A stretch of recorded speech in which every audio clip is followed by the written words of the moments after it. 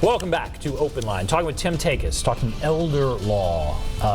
Appreciate the calls, several good calls. Let's go to, well, we just lost Reba. We had Reba on there and we just lost Reba. Reba, if you want to call back in, come on and call back in. Meanwhile, we'll talk about wills. Okay. I'm fascinated by how that works. Yes. Shortest will ever, all to ma. All to ma. Yeah, that's pretty basic. Right. That's right. So you write it out on a piece of paper. It's in your own handwriting. All to ma. You die. Somebody picks it up and goes, well, we're going to take this to court and see what the judge says. And the judge looks at it and says, well, is that Danny's handwriting that says leaving all to ma? And the witnesses say, yeah, that's his handwriting. And the judge says, okay, I'm going to admit this as Danny's last will and testament. That's how simple it is. It can be that simple. It can be that simple. Okay. But the witnesses and the handwriting, they have to prove all that. They have to prove all that, but, and so the law has a lot of, they've come up with a lot of different ways for how people can leave property, money or property.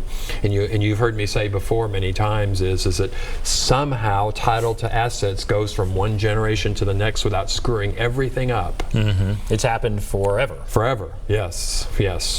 And so we are reasonably confident, that you own that piece of property that you bought, that house.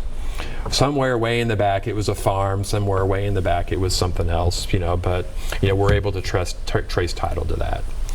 Okay, so we feel like, and people have been dying and leaving it to their kids or whatever it is, and that's how we've done that. So that's what's so interesting to me, is that there is a natural way property is passed down. Yes. So if there's no will, right, that's what happens. It goes in this natural way. But then sometimes people they don't want that to go that way. Right. So a will could change that. That's right. Then you could have a contested situation. Sure, and then you have because all a will is a paper writing, which is an instruction, a written instruction that says, this is what I want to have happen to my money and property when I die. Mm-hmm. That's really all a will is. It has various formalities of it because people need to know, that, that really was Danny's will, and it wasn't some imposter that made it up or some disgruntled person that's, that found it and then recreated it and did something else. So there are some, and that's what courts are for. Because what people talk about, well, I don't want to go through probate. Well, maybe yes, maybe no.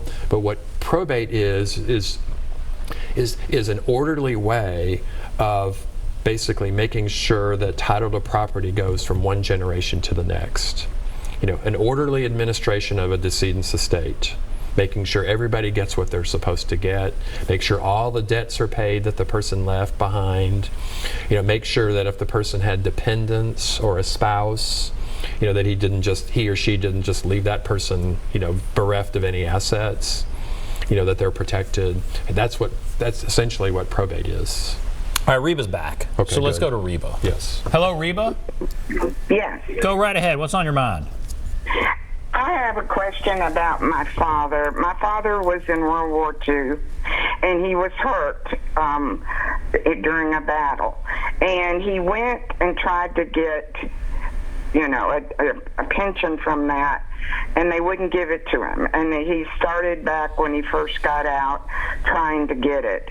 And even like 5 years ago, my sister and I took him down to the Veterans Administration, and they said he had to prove he got hurt. Is there anything that we can do to try to, he's gone now, but, we as siblings went through a lot because he, had back problems and couldn't work, and there were 9 of us, so I just didn't know if there's any way that you can go back and that's, get what he deserves. Good question. That's probably one of those things where, in the long run, continuing to go through the VA is going to be fruitless. But it may be almost one of those things where you seek congressional help. Oh, wow. So call your congressman. It could be, yeah. Is there a way to prove something like that? That's that's a hard one because we believe Reba when she says that she wasn't there, but she feels like it was a bona fide injury during wartime, in a battle or whatever. don't know what type of injury it was. What kind of proof did he have?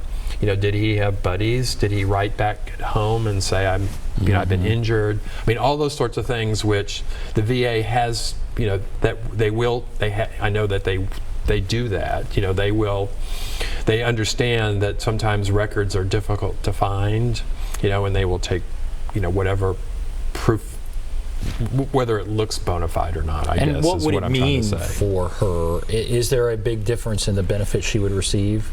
I don't know that she would be entitled to the benefit because the benefit belongs to the veteran or the veteran's spouse generation. You know, and that's why I'm thinking is that perhaps, you know, maybe congressional action. Did he have to spend money out of his own pocket because of his illness? You know, there may be something that, you know, could be done to maybe rectify what, you know, if they are able to come up with sufficient proof, you know, is it, you know, could Congress determine that this really is an injustice, you know, that was done to the veteran and his family? Well, Reba, I hope that works out. Thank you for calling in. We're going to take a break. We're going to come back, basically wrap everything up. Take a break, be back right after this.